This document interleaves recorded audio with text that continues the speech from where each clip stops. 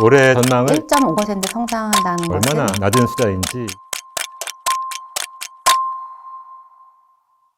지난 5월 11일 KDI가 올해 경제 전망을 발표했습니다. 구체적으로 어떤 상황인 건지, 대응은 어떻게 해야 할지 전망 총괄을 맡으신 천소라 박사님을 모시고 얘기를 나눠보겠습니다. 안녕하세요. 안녕하세요. 올해 전망을 1.5%로 발표하셨습니다.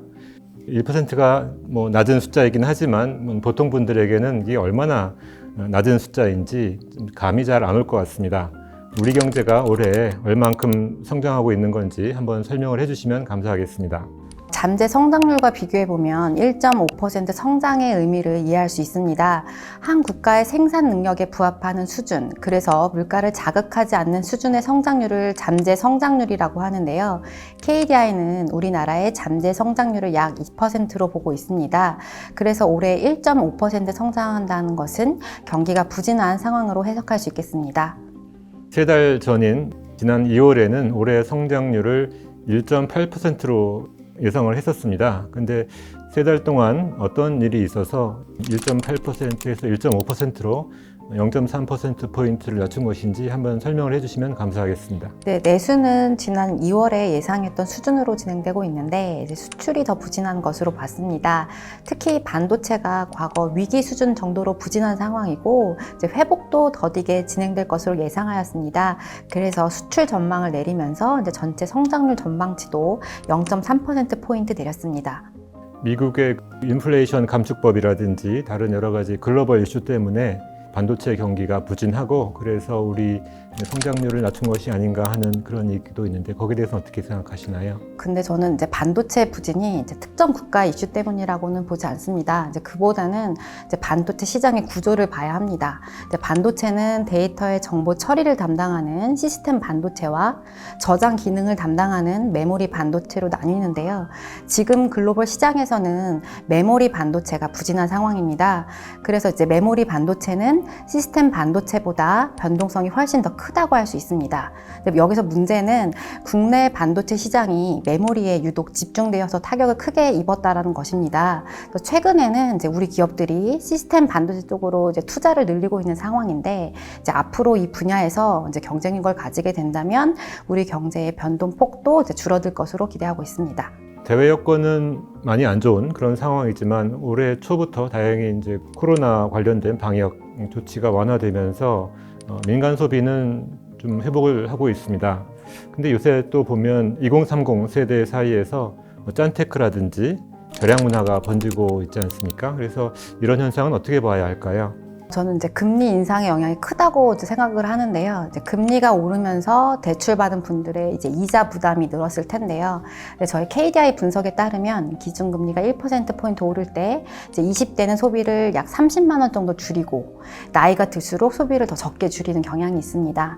60대의 경우에는 약 4만 원도 채 줄이지 않는다고 하는데요. 이제 아무래도 이제 고령층은 오랜 경제 활동으로 모아둔 돈이 있는 반면에 이제 젊은 층 같은 경우에는 현재 시점의 소비를 이제 줄이는 방식으로 이자 부담에 이제 대응할 수밖에 없기 때문이라고 생각합니다. 네, 어쨌든 그럼에도 불구하고 이제 민간 소비가 회복되고 있는 것 같습니다. 근데 그러고 보면 또 올해 해외로 여행을 가는 분들이 많이 늘은 것 같습니다. 우리 국민들이 해외에 나가서 소비를 하는 것보다는 국내에서 소비하는 것이 더 좋을 것 같기도 한데 이런 것들이 경제 성장에는 어떤 영향을 미치고 있다고 봐야 할까요? 네, 사실 우리 국민이 해외에서 돈을 쓰면 이제 민간 소비가 늘어난 것으로 계산되겠지만 이제 우리가 생산한 상품을 쓰는 게 아니기 때문에 우리 경제 성장에는 이제 기여하지 못합니다.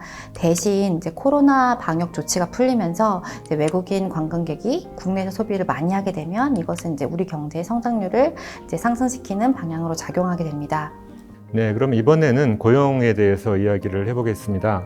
작년에 취업자 수가 82만 명이 늘어났습니다. KDI의 전망에 따르면 올해 취업자 수 증가는 27만 명, 그러니까 작년에 한 3분의 1 정도밖에 안 될 것 같고요. 또 내년에는 그보다 더 줄어들어서 17만 명 정도로 예상을 하고 있습니다. 이런 그 추세가 상당히 좀 우려스러운 것이 아니냐 그런 분들도 있는데 이것에 대해서 어떻게 봐야 할까요? 지금 현재 이제 생산 가능 인구가 계속 지속적으로 감소하고 있는 상황이기 때문에 1년에 취업자 수가 약 10만 명 정도면 이제 보통 수준이라고 이제 생각해 볼 수 있을 것 같습니다. 그래서 작년에는 이제 유독 취업자 수가 많이 늘었는데요. 이제 코로나 시기에 타격을 입었던 이제 부분들이 있었는데 그것들이 이제 회복되는 영향이 컸습니다. 그런데 이제 올해는 여기에 더해서 약 27만 명이나 더 늘었다는 거는 이제 고용 시장이 양호한 흐름을 유지하고 있다라고 해석할 수 있겠습니다. 내년에도 이제 취업자가 약 17만 명으로 이제 저희가 전망을 하고 있는데 이것도 이제 긍정적 수치로 해석할 수 있겠습니다. 그러니까 크게 걱정할 일은 아니다, 그런 말씀이신 것 같습니다. 그럼 상당히 다행스럽다고 생각이 되는데 정책은 어떻게 끌고 가야 될지 한번 말씀해 주시면 좋을 것 같습니다. 예컨대 경기가 좀 안 좋으니까 재정 지출을 늘린다든지 아니면 한국은행이 금리를 더 낮춰서 경기를 좀 부양해야 된다는 그런 이야기도 있는데 이런 것에 대해서 어떻게 생각하시나요? 2022년 같은 경우에는 이제 경기 회복이라고 저희가 이제 생각을 하는데 회복 시기였는데도 불구하고 이제 GDP 대비 관리 재정 수지 적자가 이제 외환 위기나 글로벌 금융 위기 때보다 더 컸거든요. 그래서 이 적자폭을 줄이려는 노력이 이제 저는 필요한 시기라고 이제 생각을 하고 있습니다. 그래서 올해 이렇게 경기가 부진하더라도 이것은 수출 영향이 크기 때문이지 이제 내수나 고용은 이제 그렇게까지 나쁜 상황은 아닙니다.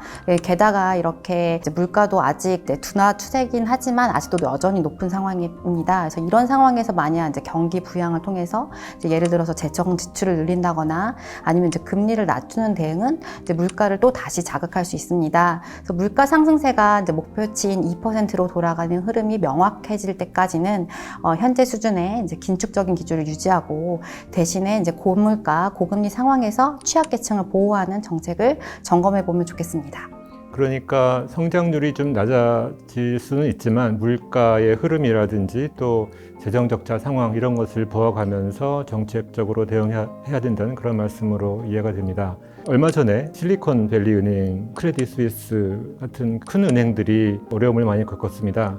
이로 인해서 국내 금융시장까지 흔들리는 것 아니냐 그런 우려가 있습니다. 그 이후에 우리 금융시장의 상황이 어떤지 한번 말씀해 주시면 감사하겠습니다. 2022년 하반기에 이제 회사채와 단기 금융시장이 이제 일시적으로 경색되면서 이제 신용 스프레드와 CP 스프레드가 급등했었는데요. 이제 올해 들어서는 다시 하락을 했습니다. 그래서 아직까지 국내 금융시장의 경우에는 이제 안정하다고 이제 생각해 볼 수 있겠고요. 그래도 이제 금융 시스템 관련해서 이제 우리가 가만히 있을 수는 없겠죠. 그래서 코로나 위기 때 예를 들어서 비상 정책으로 도입됐던 이제 원리금 상환 유예 조치 같은 그런 것들을 예정대로 종료하고 이제 부실 자산을 단계적으로 정리해 나가면서 금융시장이 안정될 수 있도록 미리 대비해야 되겠습니다. 지금까지 그 단기적인 우리 경제 상황에 대해서 이야기를 했다면 좀 장기적인 이야기도 할 필요가 있을 것 같습니다. 예컨대 지금 반도체 경기가 상당히 부진하면서 우리 그 최애 수출품이었던 반도체마저도 믿을 수 없는 상황이 된 것이 아니냐 그런 이야기도 있습니다. 이런 상황들을 보면 우리가 일본의 잃어버린 30년을 따라가는 것이 아니냐 하는 이야기도 있습니다. 이와 관련해서 박사님의 의견을 듣고 싶습니다. 일본의 이제 잃어버린 30년과 관련해서 말씀드리자면 현실적으로는 우리나라가 이제 일본과 여건이 지금 현재는 비슷한 실정입니다. 그래서 고령화라든지 아니면 뭐 저성장 이제 그런 것들이 한 예로 들 수 있겠는데요. 그렇지만 그 당시에 일본은 없고 이제 우리는 지금 있는 게 하나 있다고 한다면 바로 우리한테는 일본의 사례가 있다고 할 수 있겠습니다. 많은 분들이 이제 일본의 사례를 보고 걱정하는 만큼 이제 우리는 더욱더 대비를 더 잘할 수 있을 거라고 생각이 됩니다. 그래서 여기서 근데 가장 중요한 건 지속 가능한 성장을 위한 이제 구조 개혁이라고 할 수 있겠습니다. 그래서 노동, 뭐 교육, 연금 개혁 같은 이제 3대 개혁이라고 하는데 이것은 우리의 선택이 아니라 이제 필수적인 사항으로 봐야 할 것입니다. 그래서 어떤 산업을 키우던 이 세 가지 개혁이 이루어지지 않는다면 역동성 강화나 이제 지속 가능한 성장은 이제 어렵다고 보기 때문에 정부에서 많은 관심과 노력을 기울이면 좋겠습니다. 네, 전설아 박사님 소중한 시간 내주셔서 감사합니다. 이상으로 2023년 상반기 경제 전망 인사이드를 마치겠습니다. 경제 전망에 대해 더 자세한 내용은 KDI 홈페이지에서 확인하실 수 있습니다. 감사합니다.